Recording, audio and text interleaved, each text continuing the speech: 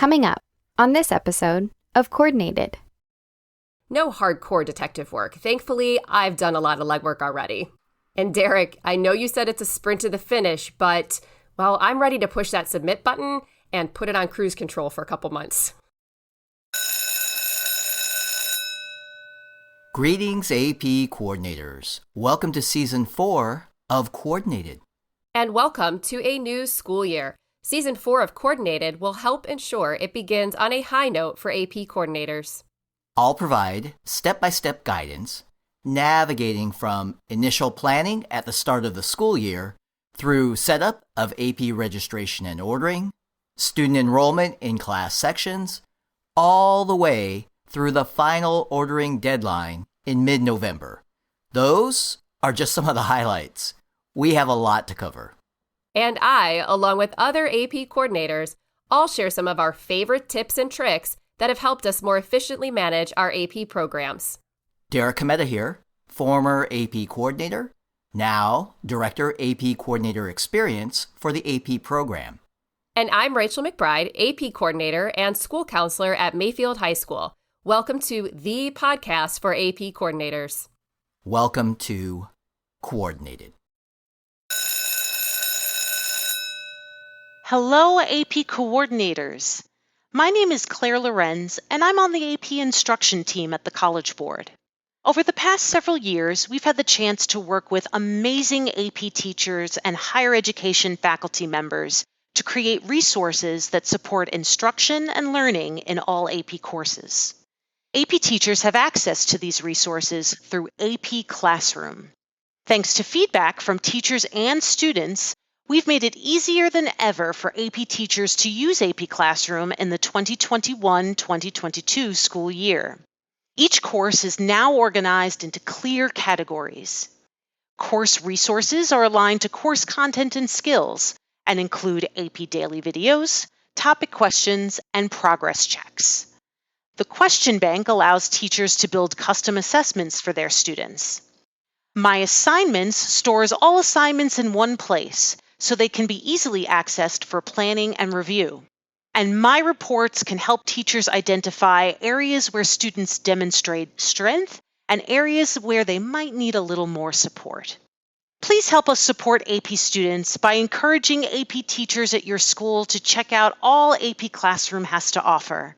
Teachers can easily access the instructional resources by logging in at myap.collegeboard.org. And for more insights and best practices for using AP Classroom, there are videos on our AP Educators YouTube channel that can be watched anytime, anywhere. We'll put a link in the show notes of this episode for you to share. We hope you'll help us spread the word about how AP Classroom resources can support student learning. Take care, and thank you for all you do. Hello, Rachel. Before we pressed the record button today, you mentioned that you're pretty busy. I imagine many AP coordinators can relate. Yes, we are busy, but it's good to talk with you, Derek, and more importantly, good to share more step-by-step guidance with our fellow AP coordinators. Absolutely. As we mentioned in the last episode, time has been flying by.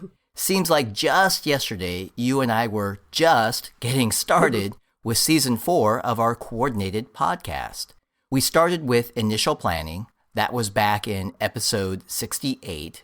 That episode and many others are available in your podcast feed. We walked everyone, step by step, through the entire process for student enrollment. And more recently, we shared conversations on topics like collecting AP exam fees, exam only, and transfer students. And we're in the final stretch now. And while we've been conscientiously stepping through our steps to success, it's now time to pick up the pace and sprint to that fall finish line, otherwise known as the final ordering deadline of November 15th, 2021 at 11:59 p.m. Eastern Time. This is the deadline to submit exam orders for all full year and first semester AP courses without incurring any late order fees. An important deadline for sure. Lots of good stuff to talk about today. Let's keep moving. How about if we change the normal route just a little bit and start with a best practice? We usually save them for later. I like it. Change is good. You're keeping me on my toes this time. Our suggested best practice: do not wait until November 15th to submit the AP exam order. We coordinators can submit early. Meaning right now. Yes, right now. We can submit our AP exam order right now and then update that order as many times as necessary. That's right, Rachel. Submit the exam order now, and any necessary adjustments can be made right up until that November 15th deadline without any additional fees. It's sort of like remembering to save our work as we go. And we all know the value of doing that. So, Rachel, question: how do you get your AP exam order ready to submit? What is left to do? Well, first and foremost, I confirm the counts for each AP exam. By that, I mean I check my exam rosters from AP registration and ordering to make sure that every student who is a yes for their exam decision is really a yes, and everyone who is a no is really a no. I want to make sure I order an exam for every student who wants one, and do not order an exam for anyone who does not want one. Now, many schools require students enrolled in AP courses to take the corresponding AP exam. For these schools, this step involves checking the rosters in AP registration and ordering with the rosters in their school's SIS, their Student Information System. And if those rosters match, everything is in good shape. Right. And we AP coordinators, we want all students set to a yes or no in AP registration and ordering prior to submitting the exam order. No student should still have an undecided exam status if your school chose to use that option. Sounds like you may have to use your detective skills one more time, like you did to complete the process for student enrollment? Yeah, that's right. We coordinators can get pretty savvy with our detective skills, but I don't have to use them quite as much for this process. Just a quick double check to make sure everything is in order. Maybe a quick track and chase search to find a student or two and verify their yes or no. No hardcore detective work. Thankfully, I've done a lot of legwork already. And Derek, I know you said it's a sprint to the finish, but, well, I'm ready to push that submit button and put it on cruise control for a couple months.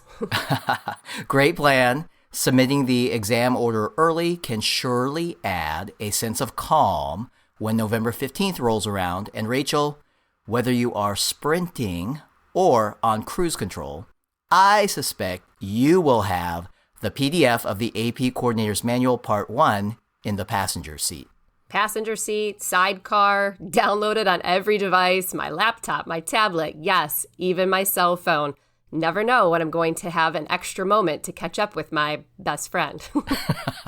Rachel, I don't even know what to say to that, so I'll just say, everyone, good luck with the final preparation for submitting your AP exam order. And as Rachel said, please push the submit button. And now, AP coordinators, now it's time to gear up for our newest segment. It's something we're calling On the Road with Rachel. And you might be asking, Derek, what road are we on? Why? It's the road to success, of course. That's right. We've been steering coordinators along this road with step-by-step guidance. Now, it's time to accelerate a bit.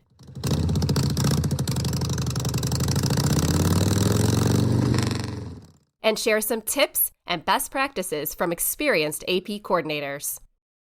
As we just heard, Rachel is getting ready to push the button and submit her AP exam order. I do not want to interrupt that.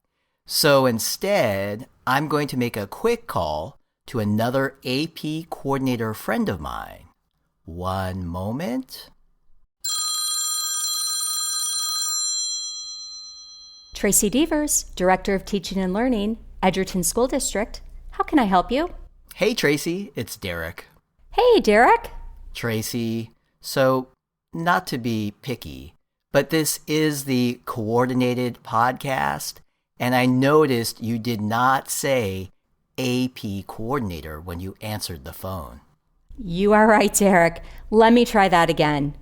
Tracy Devers, Director of Teaching and Learning and AP Coordinator, Edgerton School District. How can I help you? That is so much better, thank you. Of course. What's up? Are you calling to talk about my Green Bay? No. Sorry to disappoint. I am not calling to talk football, though I do know you love your football in Wisconsin. I am calling to ask a quick question. So, Tracy, does your school require students who are enrolled in an AP course to take the corresponding AP exam? Good question, Derek. We currently do not require our AP students to take the exam. We have a few teachers who strongly encourage it, however. I personally encourage it as well. So even though it's not required, most of our students do choose to take the exam.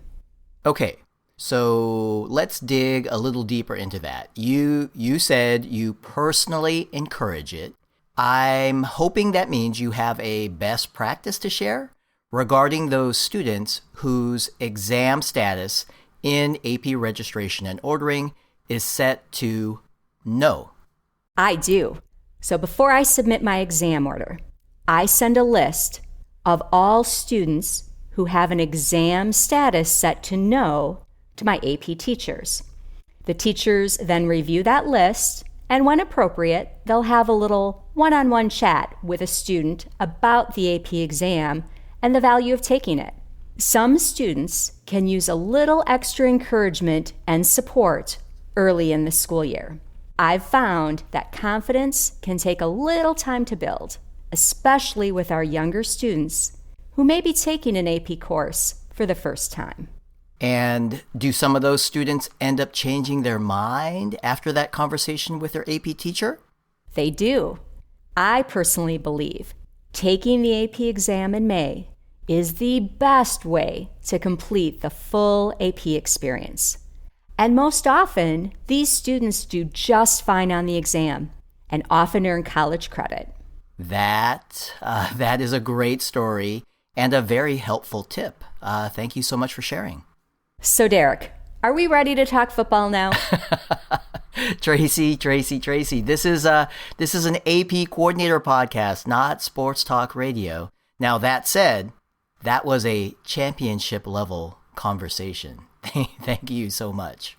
Happy to help. Everyone, please consider different ways to encourage your AP students to take the AP exam. That complete AP experience for students? Well, as Derek would say, it's good as gold.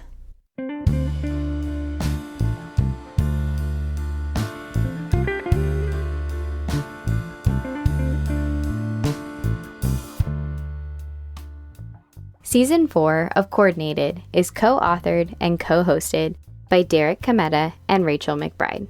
Derek also records, produces, and engineers the show. Our executive producer is Edward Biederman.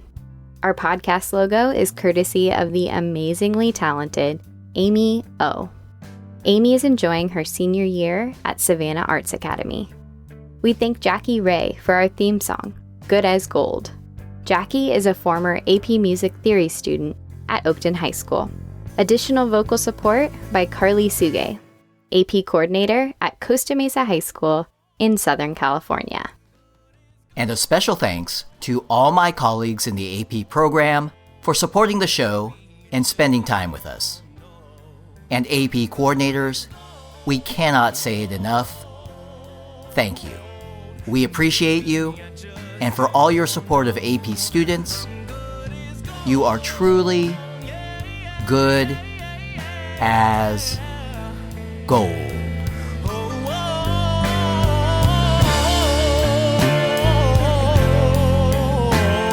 And maybe I just don't know. I'll say it over and over and over again till I believe it's so.